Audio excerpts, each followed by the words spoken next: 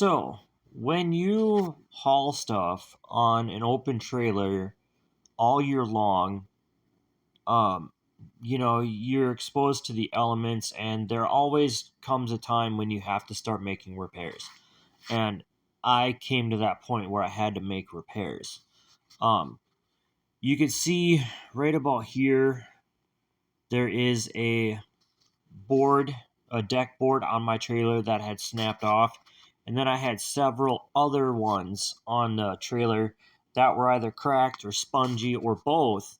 And it became super dangerous on my trailer to be walking around on the trailer and also hauling stuff because I didn't know from one moment to the next if I was going to have another deck board that was going to break. So I had to take extra time at each customer's house to make sure that everything was going to be okay and that it was centered just right and whatnot. So it really slowed me down. And so it got to a point where I was like, you know what? I need to just buckle down, make this repair.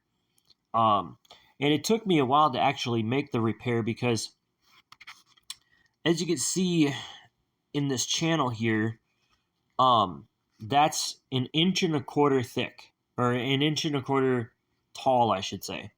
And you can't buy deck boards that are that size, thickness, that would fit in there. So I was running into problems finding somebody that could actually like plane the boards down, or seeing if I could like order something online and have it shipped to my house, my apartment, or whatnot. And I couldn't find anything. But luckily, just a couple days ago, I found a lumber yard here in Scott County that's called Cywick's, and they have a sawmill there. And so they told me to pick out whatever boards I wanted, and then they would plane them down to the right thickness that I needed. And so, it ended up costing me about $160 or so for 10 uh, deck boards, because they were about $11 a piece. I picked out 10 of them, and then it was like an extra $40 or $45 to have them planed down. And then, of course, there was taxes on top of it. But you know what? It was something I needed to get done. And you can see I have some rust and stuff on the trailer too, so I'm going to have to do some rust repair with that. I do have a guy who later on this summer has agreed to actually strip all the paint off and do a professional paint job. And since I know him quite well and we've had a good rapport going, I trust his work. So, again, it's just one of those things that needs to get done. Anyway, here's the before picture. Let's go to the after picture. There we go. Okay, so you can see up here in this area and then down here, there was 3 2x6s that did not get replaced. And so I bought 10 total, and I only needed to use 9. I was going to leave the outside ones, the outside ones just the way they were because, they had the D-rings on them. They were super secured down. They weren't cracked.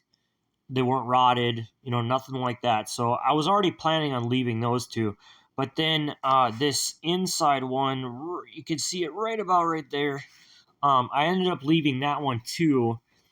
For the same reason. It wasn't cracked. It wasn't warped. I thought it might be. The other one snapped off. The other ones, I should say, snapped off super easy. And that particular one was super, super hard to get off. And it was also rock solid. So I opted to leave that one on there. So I only replaced 9 out of the 10 that I planned on replacing.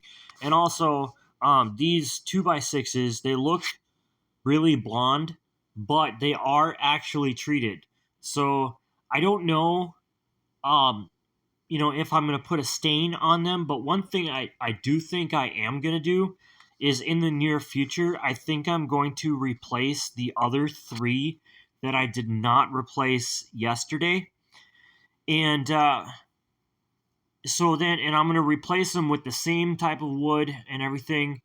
Um, and then what I'm going to do is use a blowtorch and torch the tops of all of those. And I think it's going to give me a really nice, uh, how you call it, a really nice, I don't want to say patina or anything like that, but it's going to give you're going to be able to see all the grains, all the knots, everything like that. So whatever you want to call that, I don't remember off the top of my head. But anyway, this is the work that's been done so far. There's still more work that needs to get done, but at least the trailer's safe now at this point. Anyway, thank you for watching. Stay tuned.